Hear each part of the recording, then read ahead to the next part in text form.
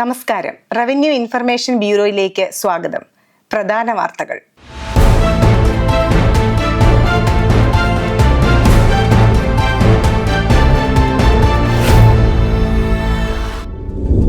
തദ്ദേശ സ്വയംഭരണ പൊതുതെരഞ്ഞെടുപ്പ് വോട്ടർ പട്ടികയിൽ 2.86 കോടി വോട്ടർമാർ.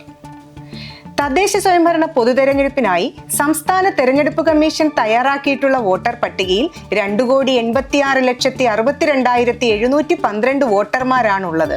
ഇതിൽ 1,35,16,923 പുരുഷന്മാരും 1,51,45,500 സ്ത്രീകളും 289 ട്രാൻസ്ജെൻഡർ വോട്ടർമാരും ഉൾപ്പെടും.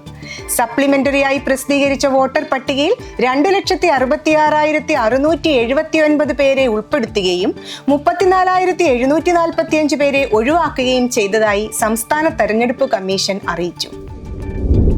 തദ്ദേശ സ്വയംഭരണ തെരഞ്ഞെടുപ്പ് AI പ്രചാരണങ്ങൾക്ക് കർശന നിരീക്ഷണം. തദ്ദേശ ഭരണ സ്ഥാപനങ്ങളിലേക്കുള്ള തെരഞ്ഞെടുപ്പിൽ ആർട്ടിഫിഷ്യൽ ഇന്റലിജൻസ് ഉപയോഗിച്ചുള്ള പ്രചരണങ്ങൾക്ക് കർശന നിയന്ത്രണം ഏർപ്പെടുത്തി സംസ്ഥാന തെരഞ്ഞെടുപ്പ് കമ്മീഷൻ. ആധുനിക സാങ്കേതിക വിദ്യകളിലൂടെ വ്യാജ ചിത്രങ്ങളും ശബ്ദ സന്ദേശങ്ങളും തെറ്റായ വിവരങ്ങളും നിർമ്മിക്കുന്നതും അവ തെരഞ്ഞെടുപ്പ് പ്രചാരണങ്ങളിൽ ഉപയോഗിക്കുന്നതിനുമെതിരെ ശക്തമായ നടപടികൾ ഉണ്ടാകും.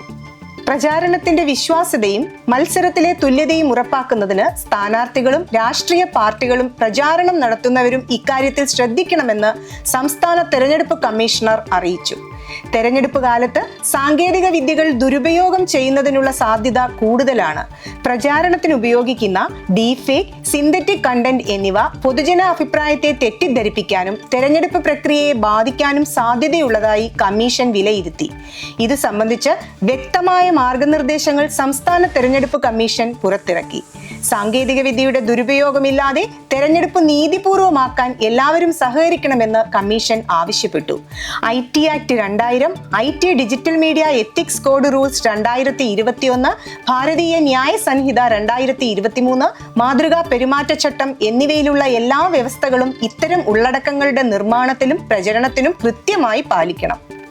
തെറ്റായ വിവരങ്ങൾ, സ്ത്രീകളെ അപമാനിക്കുന്ന ഉള്ളടക്കം, കുട്ടികളെ പ്രചാരണത്തിനായി ഉപയോഗിക്കുന്നത്, മൃഗങ്ങളോടുള്ള ഹിംസ പ്രചരിപ്പിക്കുന്നത് എന്നിവ പൂർണ്ണമായും വിലക്കുന്നു. പ്രചാരണത്തിനായി ഉപയോഗിക്കുന്ന AI അല്ലെങ്കിൽ ഡിജിറ്റലായി മാറ്റം വരുത്തിയ എല്ലാ ഉള്ളടക്കങ്ങളിലും AI generated, digitally enhance, synthetic എന്നീ വ്യക്തമായ ലേബലുകൾ ഉൾക്കൊള്ളണം. വീഡിയോ സ്ക്രീനിന് മുകളിലായി ചിത്രങ്ങളിൽ കുറഞ്ഞത് 10% ഡിസ്പ്ലേ ഭാഗത്തും ഓഡിയോയിൽ ആദ്യ 10% സമയദൈർഘ്യത്തിലും ലേബൽ വ്യക്തമായി ഉണ്ടാകണം. ഉള്ളടക്കം സൃഷ്ടിച്ച വ്യക്തിയുടെ അല്ലെങ്കിൽ സ്ഥാപനത്തിന്റെ പേര് മെറ്റാഡാറ്റയിലും വിവരണത്തിലും വെളിപ്പെടുത്തണം. ഒരാളുടെ രൂപം, ശബ്ദം, സ്വത്വം തുടങ്ങിയവ തെറ്റിദ്ധരിപ്പിക്കുന്ന രീതിയിൽ മാറ്റിയും അനുമതിയില്ലാതെയും പ്രചരിപ്പിക്കുന്നതും പൂർണ്ണമായും നിരോധിച്ചിട്ടുണ്ട്. പാർട്ടികളുടെ ഔദ്യോഗിക സമൂഹ മാധ്യമ പ്ലാറ്റ്ഫോമുകളിൽ ഇത്തരം ഉള്ളടക്കം കണ്ടെത്തുകയോ റിപ്പോർട്ട് ചെയ്യപ്പെടുകയോ ചെയ്താൽ 3 മണിക്കൂറിനുള്ളിൽ അത് നീക്കം ചെയ്യണം. കൂടാതെ അവയുടെ സൃഷ്ടിക്ക് ഉത്തരവാദികളായവർക്ക് മുന്നറിയിപ്പും നൽകണം. വ്യാജ അക്കൗണ്ടുകളും നിയമവിരുദ്ധ വിവരങ്ങളും അതത് പ്ലാറ്റ്ഫോമുകൾക്ക് റിപ്പോർട്ട് ചെയ്യണം. AI ഉപയോഗിച്ച് നിർമ്മിച്ച എല്ലാ പ്രചരണ സാമഗ്രികളും സൃഷ്ടിക്കപ്പെട്ട തീയതി, നിർമ്മാതാവിന്റെ വിവരങ്ങൾ എന്നിവ ആഭ്യന്തര രേഖകളായി രാഷ്ട്രീയ പാർട്ടികൾ സൂക്ഷിക്കണമെന്നും കമ്മീഷൻ നിർദ്ദേശിച്ചു. തദ്ദേശ സ്വയംഭരണ തെരഞ്ഞെടുപ്പ് ചെലവുകൾ നിരീക്ഷിക്കുന്നതിന് സംസ്ഥാന തെരഞ്ഞെടുപ്പ് കമ്മീഷൻ നിരീക്ഷകരെ നിയോഗിച്ചു. തദ്ദേശ സ്വയംഭരണ സ്ഥാപനങ്ങളിലേക്കുള്ള തെരഞ്ഞെടുപ്പുമായി ബന്ധപ്പെട്ട് ഡെപ്യൂട്ടി സെക്രട്ടറി റാങ്കിൽ കുറയാത്ത ഉദ്യോഗസ്ഥരെ ചെലവ് നിരീക്ഷകരായി നിയമിച്ചു. നവംബർ 25 മുതൽ ജില്ലകളിലെ വോട്ടെടുപ്പ് അവസാനിക്കുന്നത് വരെയാണ് ഇവർക്ക് duty. Sunil Bhamidi Thiruvananthapuram, Sabin Sameed Kollam, doctor Rajil MC Pathanamthitta, Hima K Alappuzha, doctor Binu Francis Kottayam, Raju K Francis Idukki, Shaji V Nair Ernakulam, Nizamuddin A Thrissur, Narendranath Veluri Palakkad, PK Asif Malappuram, Joseph Thomas Kozhikode, Ashwin Kumar Wayanad, R Keerthi Kannur, doctor Harikumar K Kasaragod എന്നിവരെയാണ് പൊതുനിരീക്ഷകരായി നിയമിച്ചിട്ടുള്ളത്. ഇതോടെ ഈ വാർത്താ ബുള്ളറ്റിൻ പൂർണ്ണമാകുന്നു.